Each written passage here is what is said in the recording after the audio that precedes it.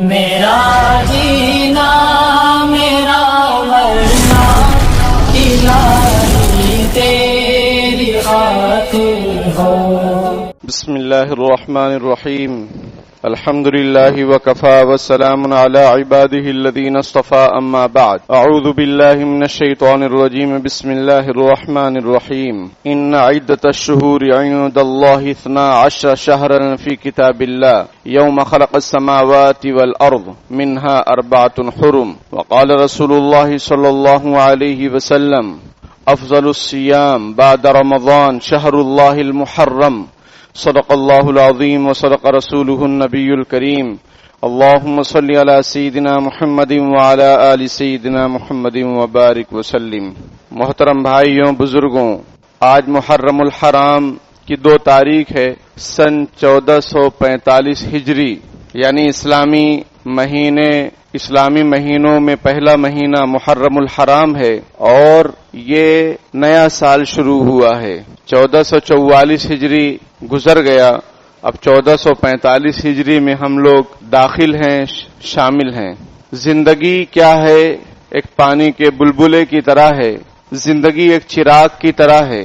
زندگی ایک برف کی طرح ہے جو پگھل رہی ہے. چراغ جل رہا ہے، بلبلہ نظر آتا ہے، لیکن تھوڑی دیر میں وہ ختم ہو جاتا ہے. چراغ جلتا رہتا ہے، آندھی یا ہوا تیز آتی ہے، وہ گل ہو جاتا ہے. برف آدمی لیتا ہے، بڑی سی سل برف کی، دیکھنے میں بھاری بھرکم، ایک آدمی اٹھا بھی نہ پائے، لیکن وہ دھیرے دھیرے دھیرے دھیرے پگھلتی رہتی ہے، یہاں تک کہ شام کا وقت آتا ہے. صبح آدمی برف کی سل خریدتا ہے، شام کا وقت آتا ہے تو وہ ختم ہونے کے قریب ہو جاتی ہے. اسی طرح سے زندگی ہے کہ اللہ پاک نے ہمیں اپنے فضل و کرم سے حضرت انسان بنایا ہے اور ایمان کی دولت سے مالا مال کیا ہے. نبی اکرم صلی اللہ علیہ وسلم کی امت میں پیدا فرمایا ہے. ہم بہترین امت ہیں. امتیں بہت ساری گزریں، لیکن بہترین امت کا خطاب اس امت کو ملا ہے، کیونکہ یہ امت بڑی ذمہ داری کو ادا کرنے والی ہے. پہلے زمانے میں انبیاء کرام اور رسولوں سے جو کام اللہ تعالیٰ لیتے تھے، اللہ پاک نے کچھ ذمہ داریاں اس امت کو عطا فرمائی ہیں. جیسے پہلے زمانے میں رسولوں اور نبیوں کے ذمے یہ کام ہوتا تھا کہ لوگوں کی رہنمائی کریں، اچھائی کی طرف بلائیں، برائی سے ان کو روکیں. وہی کام اس امت کو بھی دیا گیا ہے کہ تم بھی اچھائی کو پھیلاؤ، برائی سے روکو لوگوں کو. اگر تمہیں کوئی چیز بری نظر آ رہی ہے اس پر روک ٹوک کرو. یہ مانے تو مانے، یہ نہیں مانیں گے تو آنے والی نسلیں مانیں گی. اور اگر برائی سے نظر انداز کریں گے ہم، جیسا کہ اب ماحول اسی طریقے سے تقریباً بن چکا ہے، ہمارا اور آپ کا ماحول معاشرے کا یہی بن چکا ہے کہ کسی کو کچھ بولو مت. وہ عالم اچھا نہیں لگتا ہے جو روک ٹوک کرتا ہے. سمجھ میں آئی بات؟ وہ مسلمان اچھا نہیں لگتا ہے جو روک ٹوک کرتا ہے. ہاں، جو کچھ نہ بولے، آپ بھی جیو آرام سے اور ہم بھی جیئیں آرام سے، تو اس میں کوئی مسئلہ نہیں.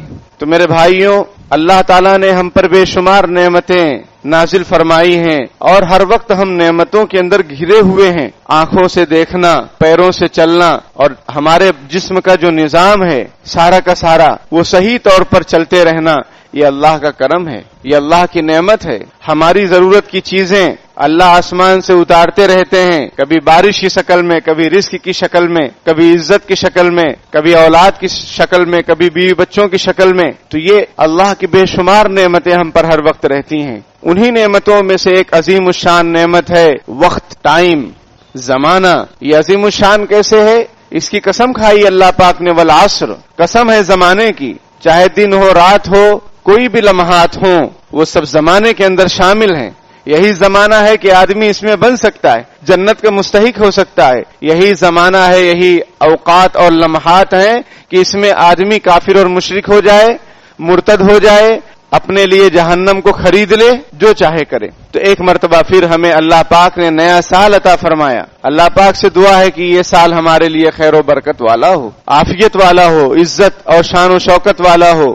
مسلمانوں کے اندر جو پسماندگی ہے کسی بھی لائن سے، چاہے وہ سیاسی لائن سے ہو، چاہے ایجوکیشن کی لائن سے ہو، تعلیمی لائن سے ہو یا مالی اعتبار سے ہو، ہر جو بھی پریشانیاں ہیں اللہ پاک اپنے فضل و کرم سے دور فرمائے۔ میرے بھائیوں، یہ جو مہینہ چل رہا ہے اسے محرم الحرام کہا جاتا ہے۔ محرم الحرام کا مطلب ہوتا ہے عظمت والا، شان والا۔ سمجھ میں آئی بات؟ جس کی کوئی ویلیو ہو، جس کا احترام کیا جائے، اس کا میننگ ہی یہ ہوتا ہے۔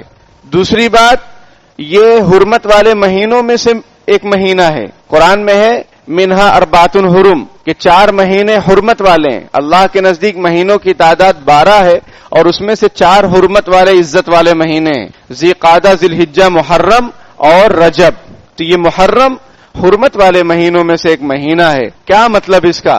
یہ مطلب ہے اس کا حرمت والا ہونے کا کہ قرآن میں قل قتال فیہ کبیر، کہ حرمت والے جو مہینے ہیں اس میں جنگ کرنا بڑا گناہ ہے، جنگ جدال نہیں کیا جائے گا۔ اسلام آنے سے یعنی نبی اکرم صلی اللہ علیہ وسلم کی بعثت سے پہلے مکے کے اندر بھی لوگ ان مہینوں کی عزت کرتے تھے، احترام کرتے تھے، لڑائی جھگڑا نہیں کرتے تھے۔ اور اسلام آنے کے بعد یعنی نبی اکرم، اسلام تو شروع سے ہے، ایک بات یہ بھی کلیئر رکھیں، اسلام شروع سے حضرت آدم علیہ السلام سے لے کر ہے، ان کی جو تعلیمات ہے اسی کو دین کہا جاتا ہے، اسی کو اسلام، یعنی اللہ ایک ہے اور رسول کی مانو، یہی اسلام ہے، یہی دین ہے۔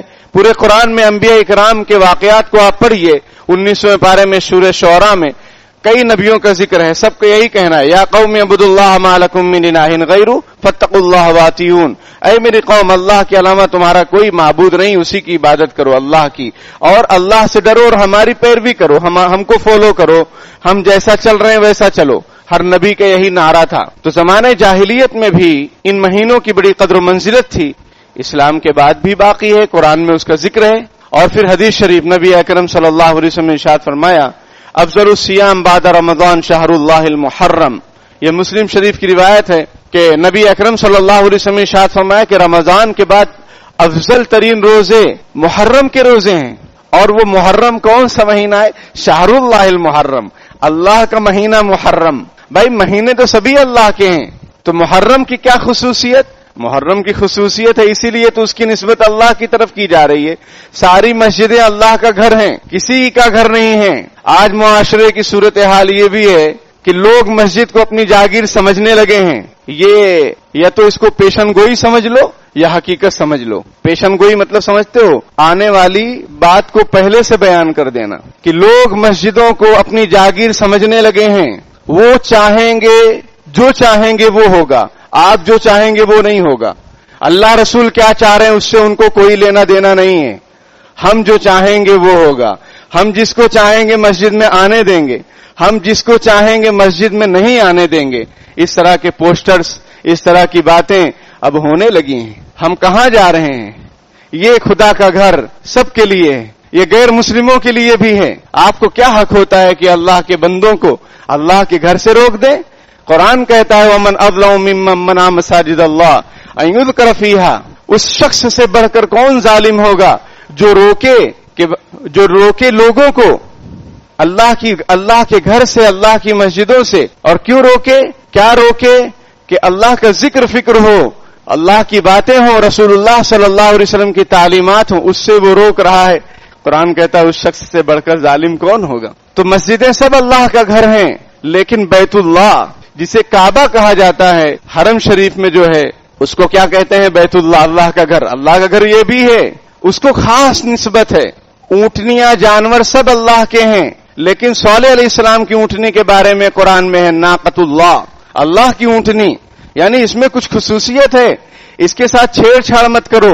رسول اور انبیاء تو سبھی اللہ کی طرف سے بھیجے گئے ہیں، 1,24,000 کم و بیش تقریباً سب اللہ کی طرف سے ہیں، لیکن محمد الرسول اللہ قرآن میں ہے، محمد اللہ کے رسول ہیں، ان کی خصوصیت کچھ اور ہے، ان کی فضیلت کچھ اور ہے۔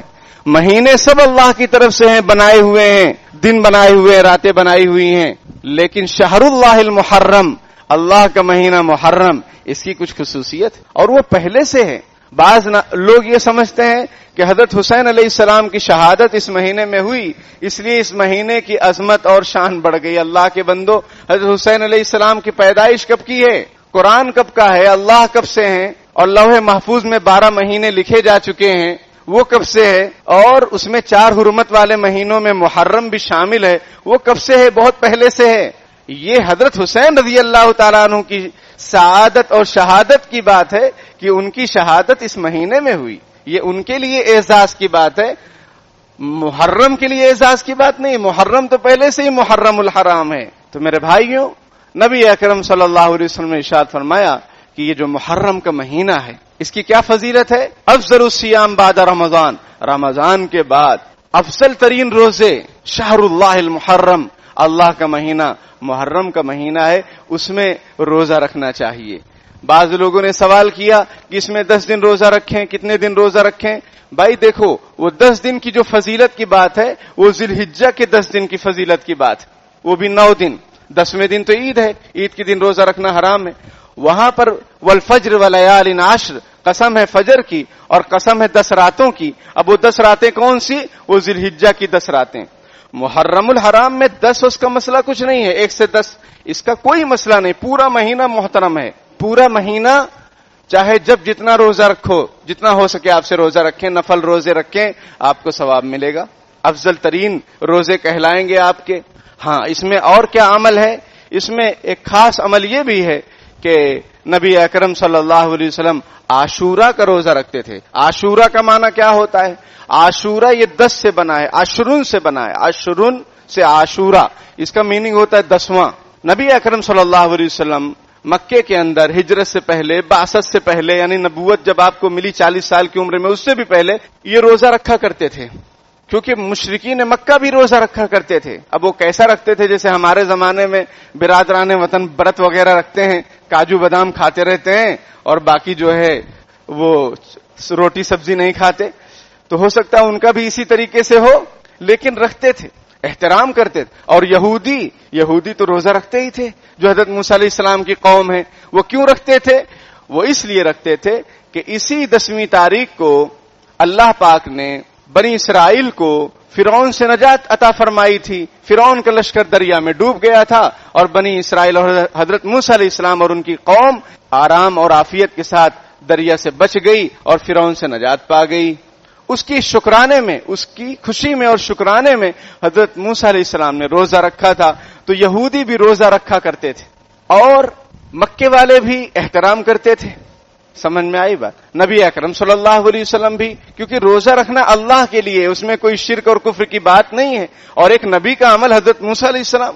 لیکن جب سن 2 ہجری میں روزہ فرض ہوا، رمضان کے روزے، یا ایھا الذین آمنوا کتب علیکم الصیام کما کتب علی الذین من قبلکم لعلکم تتقون ایاما معدودات، جب سن 2 ہجری میں یعنی ہجرت کر کے جب نبی اکرم صلی اللہ علیہ وسلم مدینہ آئے، 2 سال بعد جب رمضان المبارک کے روزے فرض ہوئے، تو پھر یہ جو عاشورہ کی فرضیت ہے وہ ختم ہو گئی.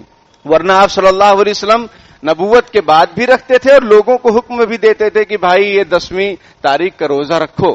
لیکن جب رمضان کے فرض ہو گئے تو اس کی فرضیت ختم ہو گئی، وہ مستحب ہو گیا. رکھو گے تو ثواب ہے، نہیں رکھو گے تو کوئی گناہ کی بات نہیں ہے. پھر نبی اکرم صلی اللہ علیہ وسلم کو یہ بھی بتلایا گیا کہ یہودی بہت اہتمام کے ساتھ اس روزے کو رکھتے ہیں. تو آپ صلی اللہ علیہ وسلم نے ارشاد فرمایا صوموا یوم عاشورا وخالفوا فیہ الیہود، کہ 10ویں تاریخ کا روزہ رکھو، 10ویں محرم کو، اور اس میں یہود کی مخالفت کرو. وصوموا قبلہ یوما وبعدہ یوما، کہ 10ویں تاریخ سے ایک دن پہلے روزہ رکھ لو، 9-10 کر لو، یا پھر 10ویں تاریخ کے بعد ایک دن روزہ رکھ لو، 10-11 کر لو، تاکہ یہودیوں سے مشابہت نہ ہو. وہ ایک روزہ رکھتے ہیں، ہم 2 روزہ رکھیں گے. اور آپ صلی اللہ علیہ وسلم نے ارشاد فرمایا کہ موسیٰ علیہ السلام نے اس دن روزہ رکھا تھا، تو موسیٰ کو ماننے کے اعتبار سے ہم لوگ زیادہ حقدار ہیں، کیونکہ ہم نبی ہیں، رسول ہیں، ایک ہی برادری کے لوگ ہیں. ہم ان کو فالو کریں یہ زیادہ بہتر ہے یہودیوں سے، کیونکہ یہودیوں کے لیے اب حضرت موسیٰ علیہ السلام کی اتباع نہیں ہے، اب نبی اکرم صلی اللہ علیہ وسلم کی اتباع ہے. کیونکہ آپ صلی اللہ علیہ وسلم کا فرمان ہے، آج اگر موسیٰ علیہ السلام زندہ ہوتے تو ان کو میری پیروی کے سوا کوئی چارہ نہ ہوتا. حضرت عیسیٰ علیہ السلام آئیں گے دجال کو قتل کرنے کے لیے قیامت سے پہلے آسمان سے، تو وہ بھی نبی اکرم صلی اللہ علیہ وسلم کو فالو کریں گے، ان کی شریعت کو فالو کریں گے، وہ اپنی شریعت کو فالو نہیں کریں گے. تو تمام دنیا کے لوگوں کے لیے اگر کوئی رسول ہے آپ صلی اللہ علیہ وسلم کے مبعوث ہونے کے بعد تو حضور صلی اللہ علیہ وسلم ہے، محمد رسول اللہ صلی اللہ علیہ وسلم ہے. اب کوئی اپنے دین پر عیسائی رہے، کوئی یہودی رہے، کوئی جو ہے غیر مسلم رہے کہ ہم اپنے دین پر ہیں اور شادیاں رچائیں، جیسا کہ آج کل سننے میں آتا ہے کہ تم اپنے دین پر رہو، ہم اپنے دین پر رہیں، یہ سب بکواس ہے. اس کی کوئی حقیقت نہیں، کسی کا کوئی دین نہیں. ان الدین عند اللہ الاسلام، اللہ کے نزدیک اب صرف اور صرف ایک دین ہے، وہ ہے مذہب اسلام. بقیہ وَمَن يَبْتَغِ غَيْرَ الْإِسْلَامِ دِينًا فَلَن يُقْبَلَ مِنْهُ، اسلام کے علاوہ آدمی کسی اور دین میں دلچسپی رکھتا ہے، قیامت کے دن ہرگز اس سے قبول نہیں کیا جائے گا. صرف ایک دین ہے، وہ ہے دین اسلام. تو میرے بھائیوں، یہ عظمت والا حرمت والا مہینہ چل رہا ہے. اللہ پاک نے ہمیں موقع عطا فرمایا، زندگی عطا فرمائی. زندگی آمد برائے بندگی، زندگی بے بندگی شرمندگی. اللہ پاک نے ہمیں اور آپ کو جو زندگی عطا فرمائی وہ بندگی کے لیے، اللہ کی عبادت کے لیے، اطاعت کے لیے، نہ یہ کہ ٹائم پاس کرنے کے لیے، نہ یہ کہ ادھر ادھر اپنا وقت ضائع کرنے کے لیے. اس لیے جتنا ہو سکے نفلی عبادت کا اہتمام کیجیے، روزہ رکھیے. میں تو یہ بارہا سمجھاتا ہوں آپ کو کہ جو آپ کے قضا روزے ہیں، فرض روزے جو چھوٹے ہیں، آپ ان کی قضا کر لیجئے. آج کل موسم ٹھنڈا چل رہا ہے تو آسانی کے ساتھ روزہ رکھنے میں کوئی دشواری نہیں. بہت گرمی ہو تو آدمی کو تکلیف ہوتی ہے. تو جو اپنے ذمے فرض روزے چھوٹے ہیں سفر کی وجہ سے یا بیماری کی وجہ سے یا لاپرواہی کی وجہ سے، سمجھ میں آئی بات، یا سحری کے وقت پتہ ہی نہیں وقت کا، کھاتے رہ گئے آگے، یعنی مان لیجئے 4:10 کو ٹائم ختم ہو رہا ہے، یہ 4:15 تک کھاتے جا رہے ہیں، تو ان کا روزہ نہیں ہوا. اب روزہ نہیں ہوا تو اس کو کیا کرنا ہے؟ قضا کرنا ہے. سمجھ میں آئی بات. سفر کی وجہ سے یہ عورتوں کے مخصوص ایام میں اگر روزے چھوٹے ہوئے ہیں تو یہ بابرکت مہینہ، عظمت والا مہینہ چل رہا ہے، اس میں نیکیوں کے ریٹ بڑھ جاتے ہیں اور گناہوں کا وبال بھی بڑھ جاتا ہے. تو ان ایام کی قدردانی کرنی چاہیے. اور پھر حضور نے فرمایا افضل الصیام، بہترین فضیلت والے روزے رمضان کے بعد وہ اللہ کا مہینہ محرم کے مہینے کے روزے ہیں، تو اس کی بھی قدر کرنی چاہیے. ایک عمل اس میں یہ کرنے کا ہے. دوسرا عمل یہ ہے کہ نبی اکرم صلی اللہ علیہ وسلم سے ایک روایت منقول ہے کہ اس میں آپ صلی اللہ علیہ وسلم نے ارشاد فرمایا من وسع علی عیالہ یوم عاشوراء وسع اللہ علیہ سائر سنتہ، او کما قال علیہ الصلوۃ والتسلیم. حضور نے فرمایا کہ جو 10ویں تاریخ کو اپنے اہل و عیال پر خرچ کرنے میں، کھان پین میں وسعت کا معاملہ کرے، کشادگی کا معاملہ کرے، عام دنوں سے ہٹ کر اور کچھ اچھا کھانا پینا ہو، تو اللہ تعالی پورے سال اس کو برکت اور وسعت عطا فرماتے ہیں. ایک کام یہ ہے. اب کسی کے دل میں سوال ہو کہ 10ویں تاریخ کو تو روزہ رکھنا ہے، تو بھائی 10ویں تاریخ کو روزہ رکھنا ہے، افطاری نہیں کرو گے. سمجھ میں آئی بات. وہ کسی شاعر نے کہا تھا کہ روزہ تو نہیں رکھتا لیکن افطار کو سمجھتا ہے. روزہ نہیں رکھتا لیکن افطاری کو تو اچھی طریقے سے سمجھتا ہے. تو افطاری کریں گے، افطاری کا جو انتظام آپ کریں اس میں ان چیزوں کی رعایت کر لیں، اس حدیث کی رعایت کر لیں، یا کھان پین میں جو رعایت کریں گے، جو انتظام کریں گے اس میں اس حدیث پر عمل کر لیں. یا 9ویں کو آپ روزہ رکھیں گے تو مغرب بعد سے کون سا دن شروع ہو جاتا ہے؟ 10ویں تاریخ کا دن شروع ہو جاتا ہے. تو آپ جب 9ویں روزے کی افطار یا کھانے کا جو آپ انتظام کریں اس میں اس حدیث شریف کی نیت سے عمل کر لیں تو اللہ تعالیٰ برکتیں عطا فرمائیں گے. یہ کرنے کا کام ہے. سمجھ میں آئی بات. اسی طریقے سے کچھ لوگ سمجھتے ہیں اس میں اور بھی کچھ کرنا ہے. سمجھ میں آئی بات. رسوم و رواج، کوئی خاص جو ہے عبادت کچھ بھی نہیں. کوئی خاص نماز پڑھ لو تو 50 سال کی نماز جو ہے معاف ہو جائے گی، ایسا کچھ بھی نہیں. کوئی بھی بات واٹس ایپ پر یا موبائل پر آپ کے سامنے آ رہی ہے کہ یہ عمل کرو ایسا ہو جائے گا، ایسا ہو جائے گا. آج کل عمل سے زیادہ فارورڈ کرنے میں ثواب سمجھا جا رہا ہے کہ بس دوسروں کو شیئر کرتے رہو، شیئر بن جاؤ گے. ایسا نہیں ہے.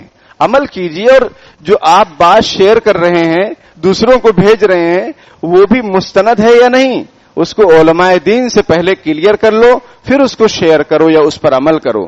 سمجھ میں آئی بات. تو میرے بھائیوں، یہ کرنے کے کام ہے، اس کا اہتمام کیجئے، اپنی زندگانی کی قدردانی کیجئے. اللہ پاک نے ایک سال اور عطا فرمایا. اب پتہ نہیں 1446 ہجری ملے یا نہ ملے. 1444 کا سال گزر گیا، 45 ہمارے سامنے ہے، اور یہ 1445 کا کیا مطلب اور یہ ہجری کا کیا مطلب، یہ بھی ایک اہم بات ہے۔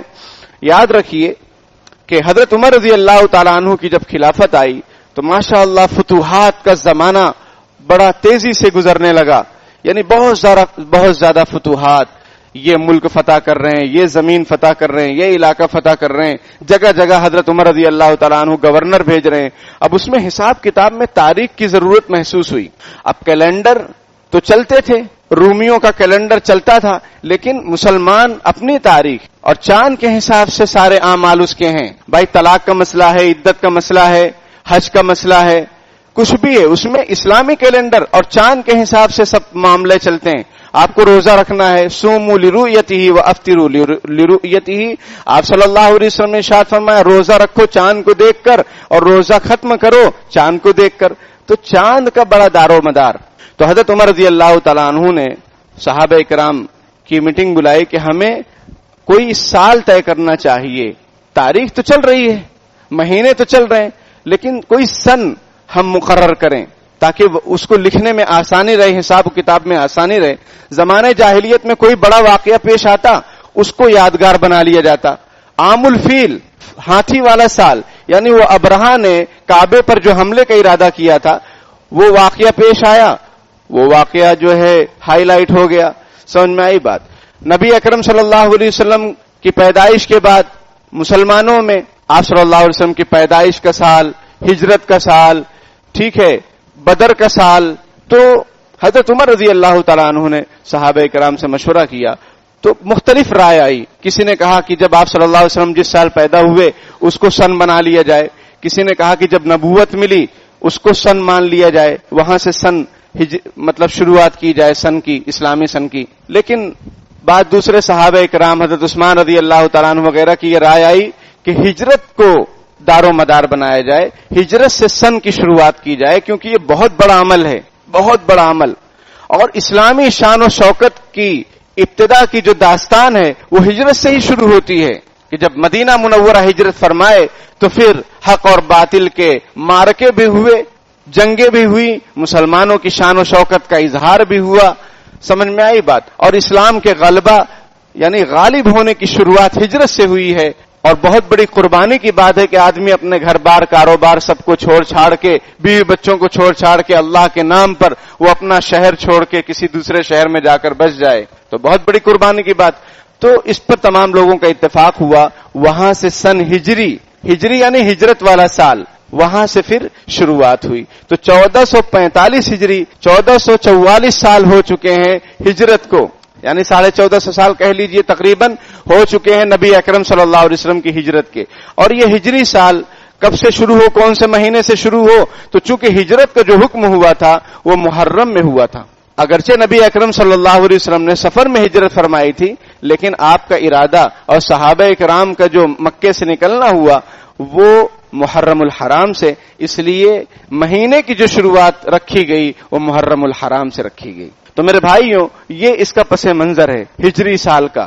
تو ہجری سال ہمیں یہ احساس دلاتا ہے کہ اللہ کے لیے، اللہ کے دین کے لیے، رسول اللہ صلی اللہ علیہ وسلم کی اطاعت کے لیے گھر بار، کاروبار، بیوی بچوں کی قربانی دینی پڑے تو ہم دینے کے لیے تیار رہیں۔ یہ سال، یہ ہجری سال ہمیں یہ سبق دیتا ہے، یہ پیغام دیتا ہے۔ یہ نہیں کہ شریعت کے حکم پر عمل کرنے میں، سنت پر عمل کرنے میں ہمارے گھر والے ہی، ہمارے بیوی بچے ہی روڑا بنے، وہی رکاوٹ بنے اور آدمی ان کی وجہ سے رک جائے، تو پھر یہ ایمان مکمل ہونے کی نشانی نہیں ہے۔ ایمان کی تکمیل کی علامت یہ ہے کہ بھائی اللہ رسول کی مرضی کے سامنے، ان کی خوشی کے سامنے سب کی خوشیوں کو قربان کر دیا جائے، خوشی خوشی۔ تو یہ اسلام کے کمال اور ایمان کی تکمیل کی نشانی، کیونکہ حدیث شریف میں بھی ہے لا یؤمن احدکم حتی اکون احب الیہ من والدہ وولدہ والناس اجمعین، تم میں سے کوئی شخص کامل مومن نہیں ہو سکتا ہے جب تک کہ میں اسے تمام لوگوں سے، اولاد سے اور ماں باپ سے زیادہ محبوب نہ ہو جاؤں۔ یہ آپ صلی اللہ علیہ وسلم کا فرمان۔ جب تک آپ صلی اللہ علیہ وسلم کی محبت تمام لوگوں سے زیادہ نہیں ہوگی تب تک ایمان مکمل نہیں ہو سکتا ہے۔ اب یہ محرم الحرام کا مہینہ کوئی غم کا مہینہ نہیں ہے، یہ کالے کپڑے پہننے کا مہینہ نہیں ہے۔ کالے جھنڈے لگانے کا مہینہ نہیں ہے. نہ صحابہ اکرام نے کیا, نہ اولیاء اکرام نے کیا. سمجھ میں آئی بات؟ جو سیدھی سیدھی تعلیمات ہے وہ یہی ہے. اور حضرت حسین رضی اللہ تعالیٰ عنہ کی جو شہادت ہوئی ہے, واقعی وہ بڑا دردناک واقعہ ہے, معاملہ ہے. وہ تو جب تک زندگی رہے گی, جب تک امت مسلمہ رہے گی روئے زمین پر, وہ تکلیف کا احساس ہوتا رہے گا. لیکن اس کے چکر میں لیس منا من ضرب الخدود وشق الجیوب, وہ ہم میں سے نہیں ہے. یہ آپ صلی اللہ علیہ وسلم کا فرمان بھی قیامت تک چلے گا. وہ ہم میں سے نہیں ہے جو اپنے کپڑے کو پھاڑ ڈالے اور اپنے گالوں کو پیٹے. یہ ودعا بدعوى الجاہلیہ, اور جاہلیت کی باتیں کرے, اس کا تعلق ہم سے نہیں. کیونکہ نبی اکرم صلی اللہ علیہ وسلم نے حجۃ الوداع کے موقع پر یہ ارشاد فرمایا کہ زمانہ جاہلیت کی جو بھی رسمیں ہیں وہ سب میرے قدموں کے نیچے ہیں, سب میں نے روند ڈالا, سب کو ختم کر دیا. اب تم پر کیا لازم ہے؟ دو چیزیں لازم پکڑو. ترکت فیکم امرین لن تضلوا ما تمسکتم بہما, دو چیزیں میں تمہارے درمیان چھوڑ رہا ہوں. بعض روایتوں دو چیزیں میں تمہارے درمیان چھوڑ رہا ہوں. ایک کیا؟ اللہ کی کتاب اور نبی کا طریقہ. بعض روایتوں میں کہ دو چیزیں میں تمہارے درمیان چھوڑ رہا ہوں, اللہ کی کتاب اور میرے اہل بیت. ان کو لازم پکڑو تو تم گمراہ نہیں ہوگے. تو میرے بھائیوں, اہل بیت کو لازم پکڑنے کا کیا مطلب ہے؟ کہ بھائی حضرت حسین رضی اللہ تعالی عنہ کی داڑھی تھی, ہم بھی داڑھی رکھیں. انہوں نے ظلم کے خلاف, نااہلی کے خلاف بغاوت کی. بغاوت یعنی مقابلہ کیا, سر نہیں جھکایا انہوں نے. ہم بھی ظلم کے خلاف ہمیشہ تیار رہیں, کبھی کمپرومائز نہ کریں کسی سے بھی, اور ظالم نہ بنیں. ہم لوگ تو خود ظلم کر رہے ہیں, اپنے بیوی بچوں پر ظلم کر رہے ہیں, اپنے ماتحتوں پر ظلم کر رہے ہیں, اماموں پر ظلم کر رہے ہیں, مؤذنوں پر ظلم کر رہے ہیں. آپ کہیں گے آپ ایسا کیسا کہہ رہے ہیں اماموں پر اور مؤذنوں پر؟ میں آپ سے کہتا ہوں, دعویٰ سے کہتا ہوں, چیلنج سے کہتا ہوں, یہ جو اصول ضابطے بنائے جاتے ہیں اماموں اور مؤذنوں کے لیے, آپ اس کو پڑھیے. آپ اس کو پڑھیے, آپ کو احساس ہو جائے گا کہ یہ امام ہے کہ غلام ہے, اور یہ مؤذن ہے کہ اس مؤذن کو مؤذن رکھا گیا ہے کہ مؤذن سے نکاح کیا گیا ہے کہ تم میری اجازت کے بغیر ادھر ادھر نہیں جا سکتے. یہ سمجھ میں ہی نہیں آ رہی بات. تو آپ کو احساس ہوگا کہ ظلم ہو رہا ہے کہ نہیں ہو رہا ہے. ہوائی باتیں نہیں ہو رہی ہیں, سب لکھی لکھائی باتیں ہو رہی ہیں. تو ظالم دوسرے لوگ نہیں ہیں. ہم اپنے گریبان میں جھانکیں کہ کیا واقعی ہم لوگ تو کہیں ظالم نہیں ہیں. یہاں مسلح پر ظالموں کی ہلاکت کی بددعائیں کی جاتی ہیں, کہیں ہمارا شمار تو اس میں نہیں کہ ہم اپنی بیوی پر, اپنے ماں باپ پر, اپنے عزیز و اقارب پر, رشتہ دار پر, بہنوں پر میراث کھا کے بیٹھے ہیں. سمجھ میں آئی بات؟ کہیں ہم ظالم تو نہیں, کہیں ہم ظالم تو نہیں. تو میرے بھائیوں, یہ غم کا مہینہ نہیں ہے, اس میں بلا جھجک نکاح کیے جا سکتے ہیں. بعض لوگ سمجھتے ہیں نکاح نہیں ہو سکتے. کیوں نہیں ہو سکتے بھائی؟ یہ تو اللہ کا مہینہ ہے, اس میں تو ضرور نکاح کرو. اور جہاں ایسی کوئی رسم و رواج ہو جائے کہ وہاں یہ کام نہ کیا جائے تو وہاں ضرور یہ کام کیا جائے تاکہ وہ رسم و رواج ٹوٹے. سمجھ میں آئی بات؟ یا فلاں کھانا نہیں کھا سکتے یا کاروبار نہیں کر سکتے, ایسا کچھ بھی نہیں ہے. سمجھ میں ایسا کچھ بھی نہیں ہے. اور بھی بہت ساری خرافات معاشرے میں ہیں, نہ سمجھ میں آئے علماء کرام سے رہنمائی لیں اور پھر اس کے مطابق شریعت سنت کے مطابق زندگی گزاریں. اللہ پاک کہنے سننے سے زیادہ عمل کی توفیق عطا فرمائے. آمین. وآخر دعوانا الحمدللہ رب العالمین. بسم اللہ الرحمن الرحیم. اللهم صل علی سیدنا محمد وعلی آل سیدنا مولانا محمد وبارک وسلم. ربنا آتنا فی الدنیا حسنۃ وفی الآخرۃ حسنۃ وقنا عذاب النار. ربنا هب لنا من ازواجنا وذرياتنا قرۃ اعین واجعلنا للمتقین اماما. رب اغفر وارحم وانت خیر الراحمین. پیارے اللہ, ہم ظاہر میں آپ کے بندے, حقیقت میں نہایت گندے ہیں. پیارے اللہ, ہمارے دلوں کی گندگی کو دور فرما دیجئے, ہمیں بندگی کا سلیقہ عطا فرما دیجئے, شرمندگی والے کاموں سے ہماری حفاظت فرما دیجئے. پیارے اللہ, زندگی کا قیمتی حصہ غفلتوں میں گزر گیا. اب نہ جانے کس گلی میں زندگی کی شام ہو, کفن ملنا نصیب ہوگا کہ نہیں ہوگا, دفن ہونا نصیب ہوگا کہ نہیں ہوگا. پیارے اللہ, خیر و عافیت کا معاملہ فرما دیجئے, ہمیں زندگانی کی قدردانی کی توفیق عطا فرما دیجئے. پیارے اللہ, آپ نے ہمیں جس مقصد کے لیے پیدا کیا اس مقصد میں ہمیں کامیابی عطا فرما دیجئے. شیطان کے جو مقاصد ہیں پیارے اللہ, شیطان کے مقاصد کو ناکام فرما دیجئے. نفس و شیطان کے مکر و فریب سے ہماری پوری امت مسلمہ کی حفاظت فرما دیجئے. پیارے اللہ, ہمیں ایسا بنا دیجئے کہ ہم آپ کو پسند آ جائیں. پیارے اللہ, ہمیں انصاف کرنے والا بنا دیجئے. ظلم سے ہماری حفاظت فرما دیجئے. پیارے اللہ, ہمیں خیر خواہی کا جذبہ نصیب فرما دیجئے، بدخواہی سے یا بدگمانی سے ہماری اور پوری امت مسلمہ کی حفاظت فرما لیجئے۔ پیارے اللہ، جو بیمار ہیں ان کو شفا کامل عطا فرما دیجئے، جو ناجائز قید و بند میں پکڑے ہوئے ہیں، جکڑے ہوئے ہیں، باعزت انہیں رہائی نصیب فرما دیجئے۔ پیارے اللہ، جو مقروض ہیں غیب سے ان کے قرضوں کی ادائیگی کی شکلیں پیدا فرما دیجئے، جو پریشان حال ہیں ان کی پریشانیوں کو دور فرما دیجئے۔ پیارے اللہ، منی پور کے حالات پر رحم فرما دیجئے۔ ظلم ستم کا جو بازار گرم ہے اور اتیاچار کا جو بازار گرم ہے، پیارے اللہ اس کا خاتمہ فرما دیجئے۔ پیارے اللہ، ہمارے وطن عزیز کی حفاظت فرما لیجئے، ہمارے اس ملک کی سرحدوں کی حفاظت فرما دیجئے، آپس میں پیار و محبت کے ساتھ رہنے کی توفیق عطا فرما دیجئے۔ پیارے اللہ، امت مسلمہ میں اتحاد پیدا فرما دیجئے۔ پیارے اللہ، ہر طرح کی ناچاکی سے حفاظت فرما لیجئے اور بدعات، خرافات، رسوم و رواج سے ہماری پوری امت مسلمہ کی حفاظت فرما دیجئے۔ جو کرنے کے کام ہے جو آپ کو پسند ہیں انہی کاموں کی ہمیں توفیق عطا فرما دیجئے، جو نہ کرنے والے کام ہیں اور جو کام آپ کو پسند نہیں ہیں ہماری اور پوری امت مسلمہ کی حفاظت فرما لیجئے۔ جزا اللہ عنا محمد صلی اللہ علیہ وسلم ما هو اہلہ برحمتک یا ارحم الراحمین۔